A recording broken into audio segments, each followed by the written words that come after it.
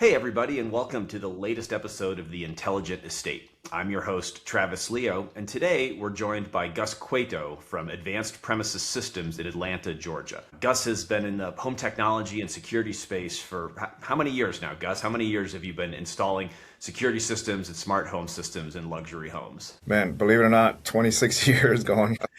And mostly in the greater Atlanta area? Yeah, pretty much. It's in Atlanta, northern suburbs. We've got projects that go all the way up to Memphis and the Carolinas as well, but primarily concentrate in metro Atlanta area. And so today we're going to talk about security and surveillance in high-end homes and high-end estates. Tell me a little bit about how you kind of got into this space in the first place when it comes to security and surveillance. So starting the business, I used to do industrial automation. So I actually have a PE or professional engineering license in control systems engineering. So I would design and program the computer systems and manufacturing plants, primarily pulp and paper. And I wanted to kind of get out of that, not travel so much. So I started this business in 1999. And that's what got me into this, trying to provide a little bit more. The people in the business back then were, they used to call, maybe they installed car stereos and that sort of stuff. So it wasn't really a sophisticated level of integration. Okay.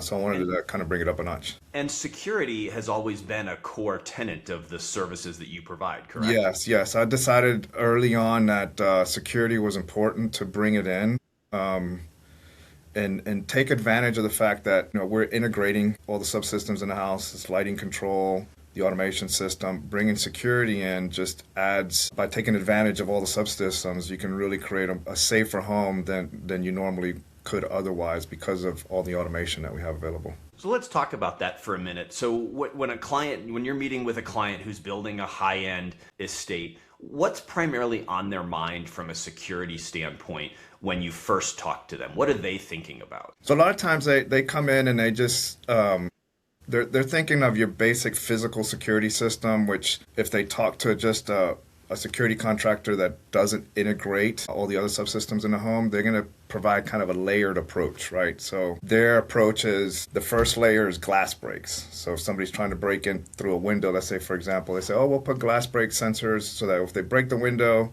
the alarm will go off and they'll go away. And then if that fails, or if they cut the glass, and we'll put sensors on the windows so that when they open the door, that'll be layer number 2. And then if that misses, then there's motion detectors that can possibly pick them up. So that's like 3 layers. And that's kind of what a typical homeowner has in mind for a security system. But when we talk to them, we say, listen, every system we put in pretty much has a Lutron lighting control system. So now we have control of their lights. I said, we can take it a step further. Our first layer actually starts out in the property, out in the yard, the driveway. So that's where we kind of take it up a notch because we have full control of everything. So we say, listen, we'll put sensors out in the yard. And when you arm the security system, say at night when you're going to bed, it'll sense anybody that enters the yard or the property. And what it's going to do is it's going to maybe turn on a few lights here and there, and maybe turn on a small strobe that we put in the eaves. These are maybe 3-inch in diameter strobe lights, and they'll just start blinking. It's not going to call the police. It's not going to make any noise. But at least it tells the person that's on the property, like, hey, we know you're here. So we start way outside of the property to really start detecting and protecting the home. And then you'll get a text, hey, somebody was on your property last night. In the morning, and you can kind of go back and look at the cameras. So instead of just relying on a physical burglar alarm system, you're using integration with other technologies to take that defense further out into the property, correct? Exactly, and that's the big advantage that we have in our estate homes that we do that have the full control systems that most other homes don't, and we leverage that technology to provide a safer home. And that's one key example of, we can start that first layer further out on a property and then provide a much safer environment. And then even like, let's say you arm the system in away mode. You go out to dinner, you're coming back home. This time, as you come in, you'll get the flashing light, but it'll light a path in the home so you're not walking into a dark home. So those are kind of things that can really leverage the technology and provide a much safer home. You mentioned cameras, so I assume when you're starting to talk to people think, yeah, we want some cameras in the house or around the house, probably. Yeah. Is that something that you're seeing pretty much all the time in the jobs that you're doing these days? Without question. Everybody's looking for cameras. So the cameras that we use are commercial grade cameras. It's not your mass market product. And with everything that's been going on that you hear in the news, there's been, and I heard it, they were talking about it in the news the other day, that the typical mass market camera is a Wi-Fi camera that you stick at the front door or maybe on the eave of the house or like a floodlight or what have you. And those are, you can jam Wi-Fi. So somebody could come in, a sophisticated burglar can actually come in and put a device and really cause some Wi-Fi noise that would then shut down the camera's ability to connect to the Wi-Fi, which then shuts down the camera's ability to record because it records on the cloud. Okay. Right? So now your cameras are out of business. All our cameras are hardwired. Even the front door camera, the smart doorbell, is hardwired.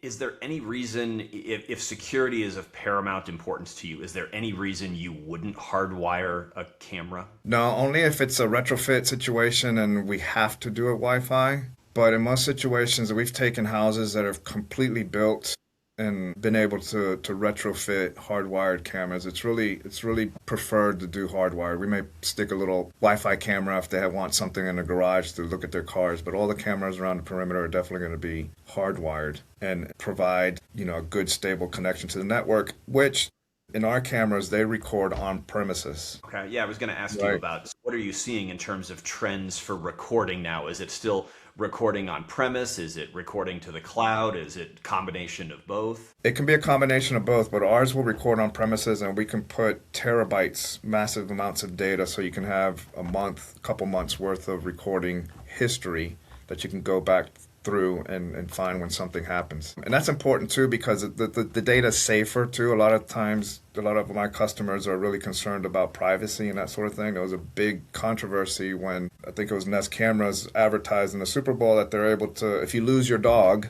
then we can search for your dog using everybody or your neighbor's cameras. And people are like, well, wait a minute, that means you have access to my camera and what? So that's not, people don't like that sort of thing. Yeah.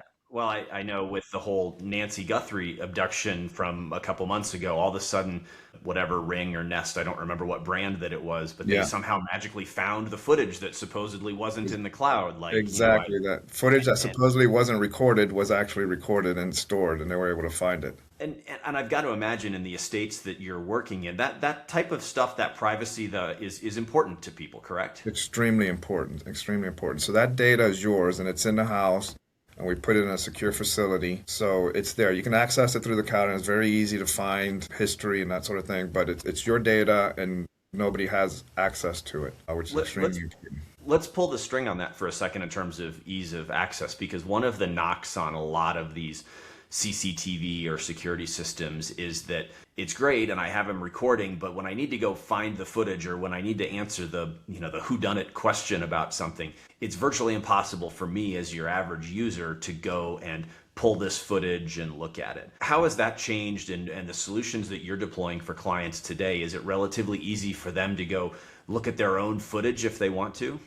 That's true, because a lot of the camera systems that we use are professional grade, and they're designed to be in a control room with security officers looking at it, trained on the system, and they're able to pull stuff, pull the history out because they've gone through the training. But we use a camera system from a company called Ubiquity that's kind of done. It's commercial grade, very robust, very solid, NDAA compliant, and we can get into that in a second. But it's very easy to use. It's like the Nest. You just scroll up and you see kind of time-lapse photography kind of passing by, and you can say, the car's there, oh, the car's gone. And then you can see within seconds, you can find, say, for example, when the car was stolen. So it's really, customers love it. We've had customers who have installed it in their home here in Atlanta, and then they've had us go to Tennessee and to Cashiers, North Carolina, and install them there as well. So they're very user-friendly. I'm not personally familiar with the Ubiquity system, but I know a number of people who are.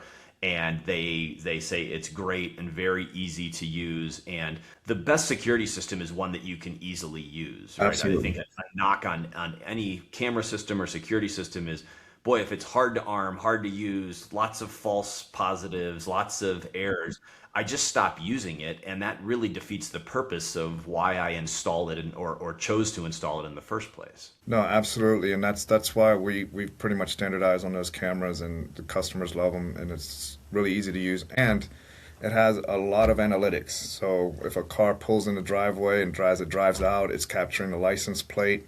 And it has interface capabilities with our other subsystems in the home. So, for example, we do a lot of Josh home AI home automation, and we're able to send information, analytical information from the camera to the Josh to create certain scenes. So, say for example, in my showroom, I drew a line on the camera. It's a transition line, is what they call it. And I said, when you program the camera like this, it has the line and it has A, B, and it says, okay, when a car drives through that line from A to B, which means it's entering, send an announcement throughout the house that a vehicle has arrived. Or if a package is left at the front door, then say a package has been left at the front door. Announce it over the speakers in the home. Demoed this for a customer. She says, I got to have it. She's very concerned about security. And I said, yeah, you can. And the analytics available in the cameras are extensive. So you can identify a person. You can say, Travis has arrived and announce it. Or you can say there's a person in your backyard and it'll announce it. So it's very, very flexible and very powerful. And I have to imagine with everything going on in the AI world today that those analytics and that intelligence is only getting better and better at an incredibly rapid rate. Is that correct? It's amazing. Yeah, we can, for example, Josh has a really good tight integration with these cameras. So you can just say, okay, Josh, analyze the front door camera. And it's going to explain, well, I see two cars parked out there. One is black, one is gray. There's a wooden fence, and it'll kind of describe what it sees out through the camera. So it's very, very, very powerful. The technology has really gotten pretty amazing. And so once again, this is an example of how instead of just using a traditional camera system, you're using an integrated multiple technology approach to provide a more safe and secure environment for your estate owners. Exactly.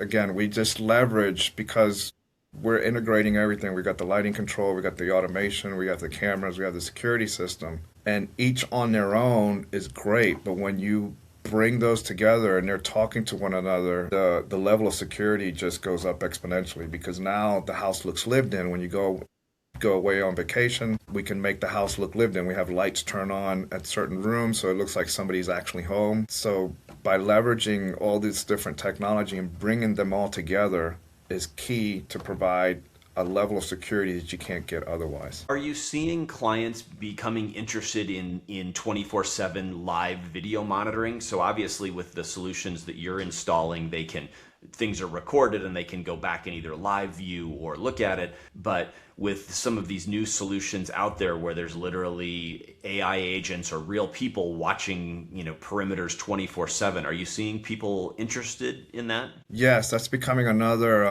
very popular service that's available. That's before it used to be very cost prohibitive. It would be somebody monitoring your camera. We have customers that have that, where they have systems where they have a security agent monitoring their cameras on all their properties 24/7. But there are other alternatives where the camera will send an alarm to a service center. They would then log into the camera, look at it, and then if they see something nefarious, they can actually, through the speaker systems outside, say, hey, you've been detected, authorities have been called, please leave the property. So then that's very effective. You can do that from, just a couple $100, maybe $200 for the first camera, $100 for each additional camera. And you can, a lot of our properties have 8, 16, 30 cameras, but you just pick specific cameras around the property that are in vulnerable areas and monitor those, and it's very cost effective and very powerful. I mean, you can, when somebody is seen and they're being yelled at from a remote location, they'll go away immediately. Of the intelligent estates that you're doing, what percent are you putting that live monitoring capability into? Is it 5%? Is it 50%? Yeah, it's just not getting traction because there's a new company called Deep Sentinel that does this sort of thing. We're starting to kind of get a little traction with. So I'd say right now it's few, maybe 1 or 2%, but I think as that becomes more popular, and now before it used to be special cameras that had to be installed, but now they work with, they're agnostic to the camera system. That makes it a lot easier. That way we can install the camera system that we like and then they can attach to it. So I think that's going to make it a lot easier and a lot more popular. So it's not that you need to use a proprietary camera in order to do this real live monitoring. You can use the Ubiquity system that you're already installing, and they're just sending data and metadata back to the dispatch studio or whatever it's called, Yeah, to see that data. So that probably makes it a much easier solution to deploy than doing a proprietary type solution. far easier. Yeah. So you get to use the cameras that you like that work really well, that are easy to use, and then you can just attach this service on top of it. Makes it a very useful solution. Let's go back to physical security for a minute. So you talked about different layers of security like glass breaks and motion detectors and contacts. What else from a physical security standpoint, or a lot of times tied into that physical security is environmental security like water and fire and the like. So when you're installing a traditional physical security system in a home, what else are you protecting against? What other layers are you putting in?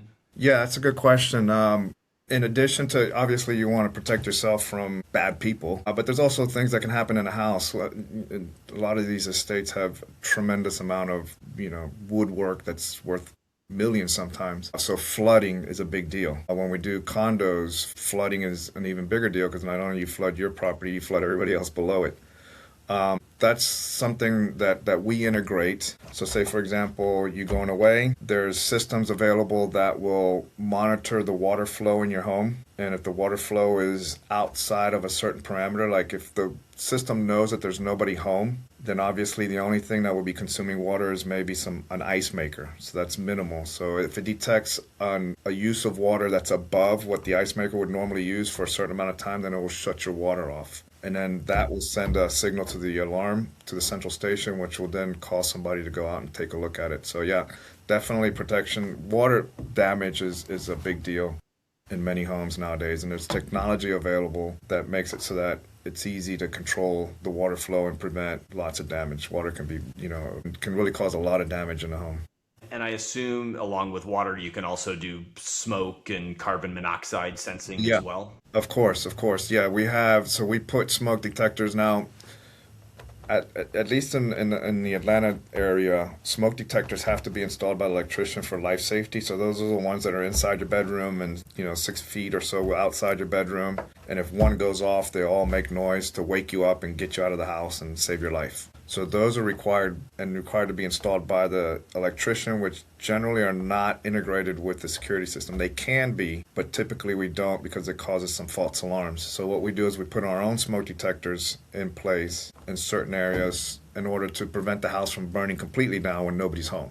Right. So if there's nobody home, that'll detect smoke, call the fire department and call everybody involved and try to save the house as much as possible. But for life safety, the electrician will install the smoke detectors by code. What platform or what product are you using for these security notifications and alerts and alarms and settings? Are you just using a traditional, central station where, it's a phone call, or is there an app that people are using that's very popular when they're, arming and disarming and monitoring the security system in their own home? Yeah, it depends. We have a couple solutions depending on the size of the project and the home. Typically we'll use maybe a Honeywell security system, which has an app, or it can be integrated into our control systems app. Or there's another company called Elk Products, which also provides a really robust security system that integrates with the larger homes and integrates more easily into the control systems. So we use those, and those will be monitored. We'll put in monitoring. We no longer use phone. Before, the systems used to be monitored through the phone system. Now it's through the network and through cellular communication. So it has dual communication. So we'll put in a communicator which will connect to the network and then connect through a cellular tower, which will then communicate to our central station. We use a central station that's located here in Georgia, which is really nice. It's good to have a local central station because they know everything's going on. If a jurisdiction change, if like, for example, Sandy Springs used to be a part of the city of Atlanta, but now it's a city on its own, so it has a different 911 number that you have to call. Because when they call, they don't call 911, they call a specific police number that's part of the 911 system, but it's for that jurisdiction. And you need to know everything that goes on in the area to make sure you call the right jurisdiction. Otherwise, you may call the wrong one and it won't show up to your home. In these higher end estates that you're doing, let me rephrase that. One of the things that annoys me when I go into a high end estate that is poorly done from a technology standpoint is I see this beautiful stonework or woodwork, like you mentioned, and then I see this big white motion sensor just right on there and that's all my eye can see when I see something like that. or, I see a really nice glass window, beautiful architecture, and a huge contact that's keeping the sensor in place there. Is that just poorly done, or are these security systems really that aesthetically ugly and there's nothing that can be done around them from an aesthetic standpoint? No, that's poorly done. There's no question. Yeah. Yeah, that's a big pet peeve of mine as well. Sometimes the guys say, oh, this section of the house here is not wired. Maybe it's a retrofit or whatever. We need to use wireless. I said, okay, fine, but we'll use a wireless sensor that's actually goes in the door jamb, for example. It's not the big sensor that you glue onto the door. And same thing for glass breaks. Where possible, we'll use some that are about the size of a silver dollar or something like that just goes flat into the ceiling. So yeah, we try to conceal as much as we can the security. Obviously, smoke detectors are tough. There are some devices, but they have to be out to be able to sense the atmosphere, the air, and find the smoke. So recessing them, that sort of thing, is not always a good idea. But yes, we definitely take that into consideration. We're always looking for ways to try to minimize the sensors in the room so that they're not seen, and hide them and tuck them away and that sort of thing. Absolutely. What about the same question, but as it relates to cameras on the exterior of the home? You mentioned that there's a lot of form factors. Are you able to discreetly hide, or at least not make the cameras appear like it's a CCTV system from the 1980s? Yeah, for sure. With the cameras, if we can, if it's a darker building, a darker color, then we'll use black. If it's a lighter, we'll use white. We'll either use what's called a turret camera, which is a little bit smaller form factor than maybe a bullet camera, which is a little longer. It just depends. Sometimes actually, though, customers, when it comes to cameras, prefer to have cameras that are visible. That way, if somebody pulls up to the home, they don't want these big, giant, old 1980s looking thing, but they want something that kind of, okay, I know a camera is there, but it's not totally obtrusive. And that way, if somebody pulls up, they kind of see, oh, shoot, I've been seen, let me get out of here. But we try to keep it as discreet as possible, but at the same time, working with the customer. So having something on the exterior of the home that may be more visible can act as a deterrent. I didn't really think about that. So it's a choice. I can choose whether I want something as a visual deterrent, or if I want something to blend in and be hidden in that sense. Exactly. We may do both. Maybe in the front of the house or in some vulnerable area, we might say, listen, just make the camera here pronounced. And then in the other, maybe at the front door or something, we'll hide and make it a recessed camera, something smaller, so that as you walk in, you don't see it as much. But yeah, definitely aesthetics. We always take aesthetics into account. We try to make everything. These homes are beautiful. So we want it to work, actually, obviously, because form follows function. But at the same time, we take the form part seriously and make sure that everything is as hidden as possible and blends in as much as possible to the decor of the home. I frequently see poorly installed security systems with large devices and just color mismatch in very, very high-end homes, and it always drives me nuts when I see it. Yeah, for example, in most homes, because you can come in through the garage, so you'll come in through some mudroom door. We never, hardly ever put a keypad in the front door. Customers don't use the front door, but visitors do. So you don't want this big, ugly security keypad in this beautiful entry foyer, so we keep that clean.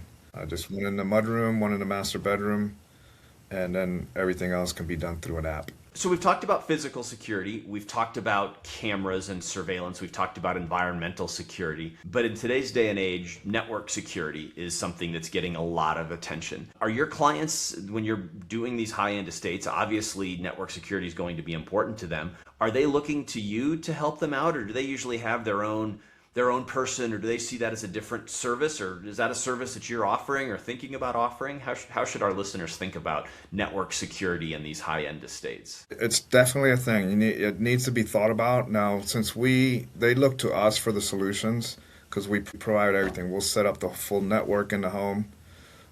So we'll provide the network, all the access points. You have good Wi-Fi everywhere, Wi-Fi outside. So when you want to play music by the pool, you're out, but at the very extreme end of the yard, you can still turn your music on and everything works great. But yeah, so we silo everything. We create a network with the proper firewalls, create the proper silos so that the IoT devices, the TVs, the music systems and all that might be on their own network, so that if somebody gets in there, they can't get into the rest of the home. We'll provide obviously proper Wi-Fi network with passwords and that sort of thing.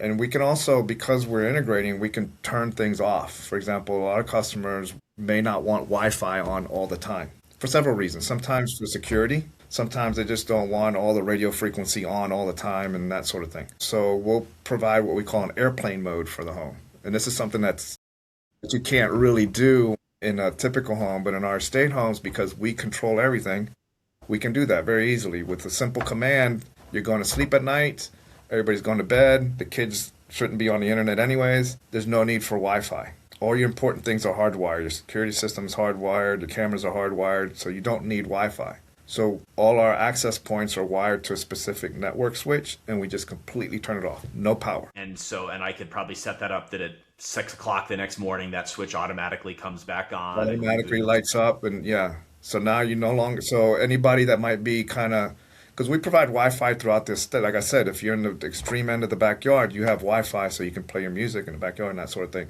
So that means, yeah, somebody can technically pull up to the front of the house on the street perhaps and see your Wi-Fi and try to break in. Naturally, they'll probably try to do that at night, but when the Wi-Fi is it's completely shut down. I mean, it's off. So there's no way they can do that.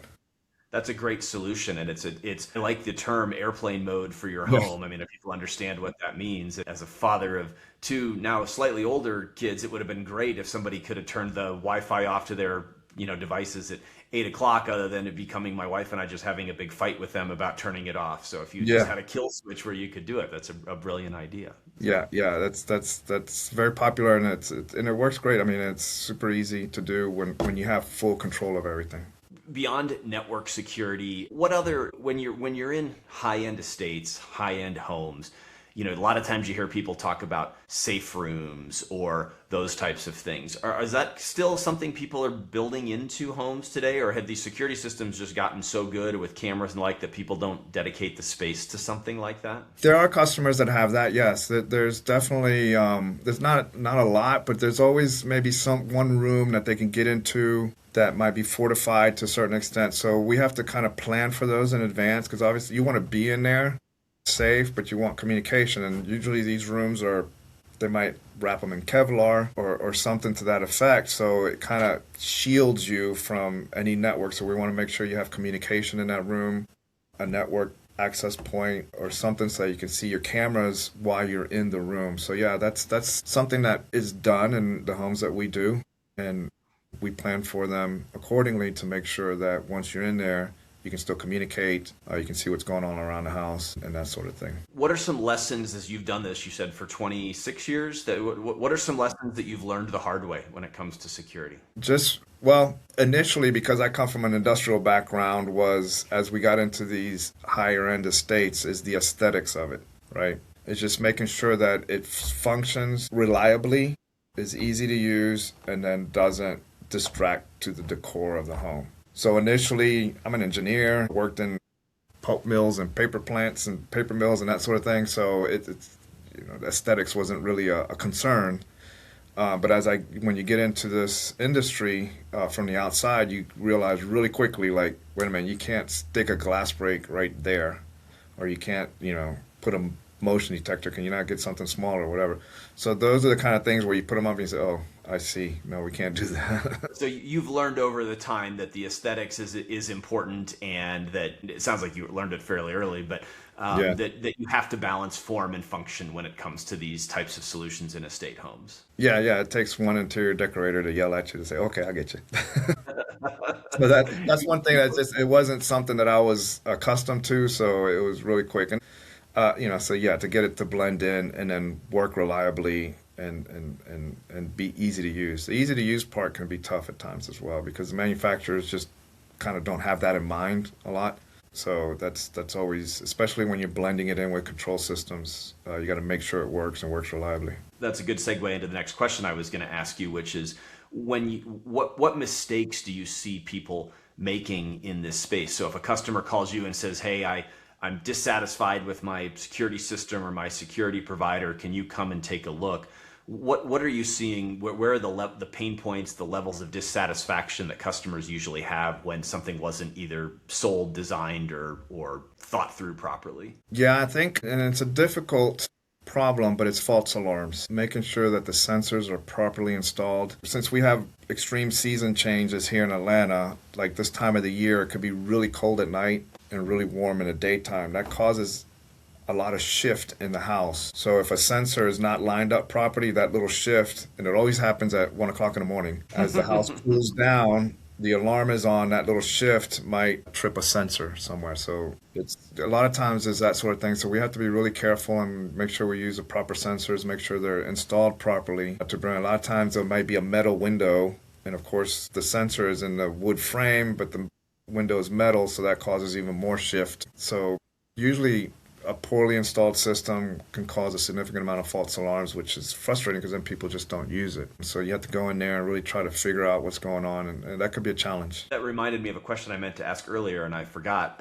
You were talking about wireless systems, battery-powered devices. Good, bad, use only if you have to, avoid at all cost. What's your take on that? Use only if you have to. We still wire everything when possible. Just like there's construction processes and things happen, wires get cut and that sort of thing, and we try to mitigate that as much as possible by getting there and checking, but it happens. So sometimes it's just not practical to try to dig where the wire's been cut, and then we have to use wireless. But 90% of our sensors are going to be wired.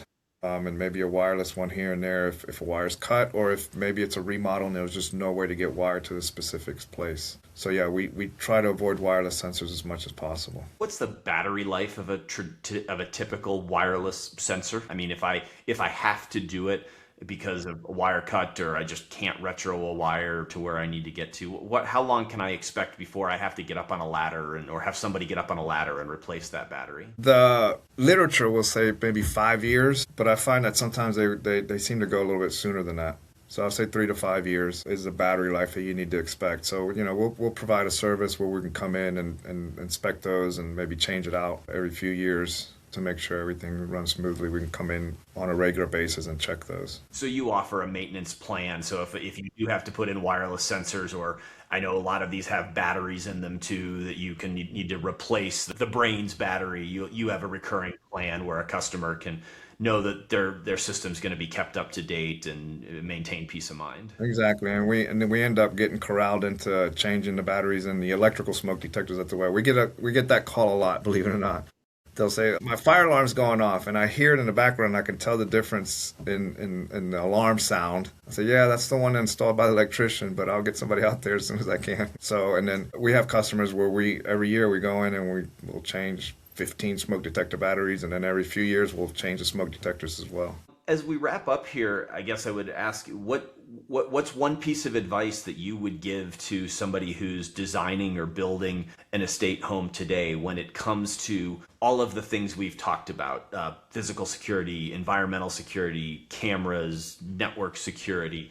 How would you tell them to start the process? Who should they contact? How should people go about this when they're building their new estate home? I would tell them, once, say, pick their contractor that's going to do the technology integration in the home, think outside the box when it comes to security. Don't just think of glass breaks and smoke detectors and window sensors and that sort of thing. Ask them questions. Not every technology integrator like me will do security. They'll maybe work with another company. Ask them, how closely do you work together? Can you have their security system interface with our lighting control system? And make sure that the answer is yes, we work with them all the time, and we can integrate their security system into ours if the technology integrator doesn't do their own security system. And then, just think outside the box. Say, can we not do something that protects the perimeter so that, like what I was saying, where, if somebody walks on property, maybe it creates some kind of distraction to get them off. And that sort of thing, because a lot of people just don't realize that this is possible, right? So they just think of the ADT security system, which is a door sensor and a motion detector and a keypad, and that's it.